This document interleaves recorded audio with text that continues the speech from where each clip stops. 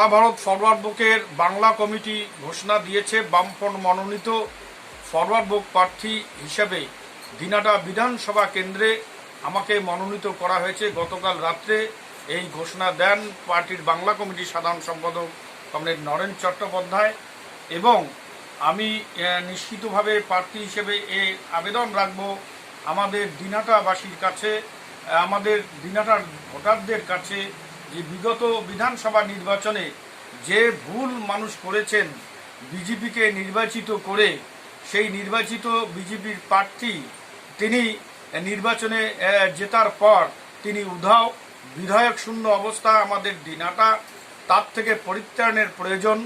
আমরা সাম্প্রদায়িক যে শক্তি বিজেপি এবং তারা তাদের যে নেতারা, তাদের মন্ত্রীরা, তারা আজকে দেশ বিক্রি করতে তারা উঠে পড়ে লেগেছেন। দেশের জাতীয় সম্পদ তারা বিক্রি করে দিচ্ছেন, রাষ্ট্রায়ত্ত শিল্প বিক্রি করে দিচ্ছেন, মানুষের মধ্যে সাম্প্রদায়িক বীজ বপন করে তারা রাজনীতি কায়েম করতে চাচ্ছেন।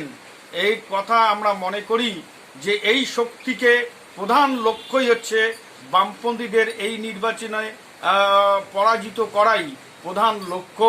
এবং আমরা কথা মনে করি যে বিগত বিধানসভা নির্বাচনে মেরুকরণের রাজনীতির মধ্য দিয়ে, মেরুকরণ উগ্র সাম্প্রদায়িকতার মধ্য দিয়ে আমরা নিশ্চিতভাবে পরাজিত হয়েছি। কিন্তু একথা বলবো, এই উপনির্বাচন আমাদের কাছে অত্যন্ত গুরুত্বপূর্ণ। এই উপনির্বাচনে আমাদের শান্তি শৃঙ্খলা রক্ষা করা, আমাদের সম্প্রীতি রক্ষা করা, উন্নয়নকে আরও উন্নত পথে নিয়ে যাওয়া, এই কথাকে মাথায় রেখে আমাদের ছাত্র সমাজ, যুব সমাজের যে অধিকার, সে অধিকারের আদায়ের যে লড়াই, সে লড়াইকে তীব্র করার স্বার্থে আগামী বিধানসভা নির্বাচনে আমরা নিশ্চিতভাবে আমাদের বামফ্রন্ট মনোনীত ফরওয়ার্ড ব্লক প্রার্থী হিসেবে আমাকে মনোনয়ন দিয়েছে।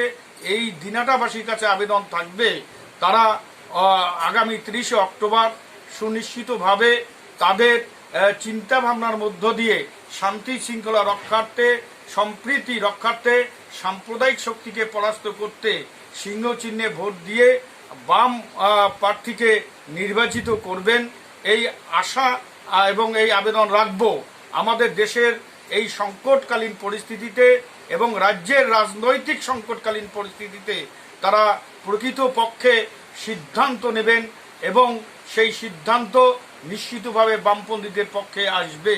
এবং আগামী 30শে অক্টোবর তারা যে ভোট প্রয়োগ করবেন বিধানসভার উপনির্বাচনে, সেই উপনির্বাচনে তারা সিংহ চিহ্নে ভোট দিয়ে তারা আমাদের বাম প্রার্থী অর্থাৎ আমাকে যেমন নির্বাচিত করবেন, কিন্তু আমি নই, আমি বামফ্রন্টের প্রার্থী এবং দিনাটার জনগণের প্রতিনিধি হিসাবে বিধানসভায় আমাদের কৃষক, শ্রমিক, ছাত্র, যুবকদের অধিকার, এলাকার উন্নয়নের অধিকার আদায়ের জন্য লড়াইয়ের পথে পরিচালিত করবে।